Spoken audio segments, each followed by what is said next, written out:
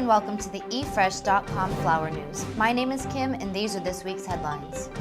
Long-term scab resistance stays elusive. Floriculturists hit hard in Dindigul. Water crisis hits rose floriculturist of Pushkar. Kenya sees exports growth in 2009. Obama flower at trials in Netherlands. There are hundreds of choices when picking a crabapple tree from the nursery, but a Purdue University expert says only a handful are resistant to a widespread fungus or other serious diseases. After reviewing 33 years, the expert found that only 5 of the 287 crabapple varieties had durable resistance to scabbing, a serious disease of crabapple trees caused by a fungus.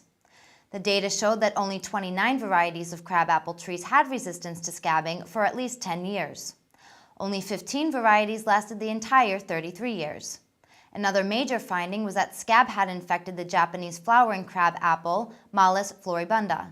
This variety was considered scab-resistant in the early 1900s and provided the resistance gene bred into other crabapple trees to protect them from scabbing. Increase in input cost, shortage of labor, and poor sale prices of flowers have hit floriculturists in several parts of the district of Dindigul, India. While Kanakambaram is sold at 70 rupee a kilogram and oleanders at 15 rupees a kilogram, prices of other flowers are ranging between just 20 and 40 rupees a kilogram. Wages are fixed at 60 rupees a day, but workers demand 80 rupees. Sale price of Kanakambaram is just 70 rupees a kilogram, and farmers have to pay 10% of sale price as commission to wholesale agents. Besides, they have to meet freight charges from the farm to the market. The present sale price does not suffice to meet these expenses. Prices of certain varieties of flowers will scale up during festival and marriage seasons only. Otherwise, prices will remain at rock bottoms, say farmers in Nilikotai. Water scarcity has taken its toll on rose cultivation and allied small-scale industries processing rose products at Pushkar in Rajasthan. With 80% of its land under rose cultivation, Pushkar has carved out a name for itself for indigenous varieties of roses.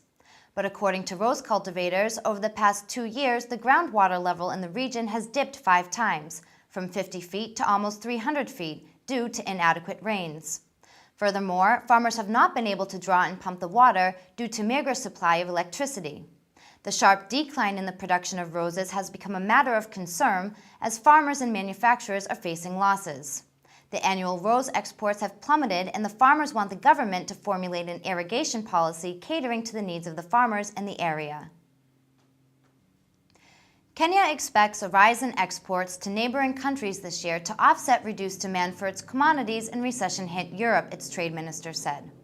Amos Kimyuna said the global downturn had cut demand for East Africa's biggest economy's exports like flowers in European markets. When asked if there will be exports growth, he said that it will get better, but that the global downturn had put pressure on the trade and investments. He added that Kenya's exports portfolio needed to be increased to ease the effects of price falls. Like other economies in Africa, Kenya's balance of trade is skewed in favor of imports, hobbled by a dependence on raw agricultural commodities. Uganda dominated the annual flower trials in the Netherlands with over 600 varieties of chrysanthemums cuttings and pot plants from the 3 flower farms.